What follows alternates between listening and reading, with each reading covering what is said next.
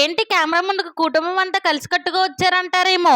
ఆడుతూ పాడుతూ పని చేస్తుంటే అలుపు సొలుపేమున్నది అనే పాటను ఆదర్శంగా తీసుకుని అన్ని పనుల్లోనూ తల చెయ్య వేసేసామండి. ఇంటికి అడగడమే మర్చిపోయినండో, మనలో గోంగూర చికెన్ బిర్యానీకి ఫ్యాన్స్ ఉన్నారా? నేనైతే ఈ గోంగూర చికెన్ బిర్యానీకి ceiling fan, table fan, cooler, విసునకర్ర, normal AC, inverter AC, central AC అన్నీనండి. ఈ బిర్యానీలోకి కర్రీ, పెరుగు చట్నీ లాంటి తోడు నీడ లాంటివి ఏం అక్కర్లేదండి. ఏం లేదండి, ముందు గోంగూరను మగ్గించేసి పేస్ట్ చేసి పక్కన పెట్టుకుని ఇప్పుడు స్టవ్ మీద కుక్కర్ పెట్టి ఆయిల్ వేసి, ఆయిల్ కాగాక బిర్యానీ సరుకులేసి, బిర్యానీ సరుకులు వేగాక ఉల్లిపాయ టమాటా ముక్కలు వేసి, అవన్నీ మగ్గిపోయాక అల్లం వెల్లుల్లి పేస్ట్ వేసి, పచ్చి స్మెల్ పోయాక చికెన్ కూడా వేసి, చికెన్ మగ్గిపోయాక ఉప్పు కారం మసాలాలు వేసి, అన్ని కలిపి గోంగూర వేసి, అది కూడా కలిపేసాక రైస్ వాటర్ వేసి మూత పెట్టేయండి. అంతే, మీడియం ఫ్లేమ్ లో 3 తుసెస్ ఎనఫ్ అండి. ఆవిరి వెళ్ళిపోయాక మూత తీసారంటే ఆహా ఓహో గుమగుమలాడే గోంగూర చికెన్ బిర్యానీ రెడీ.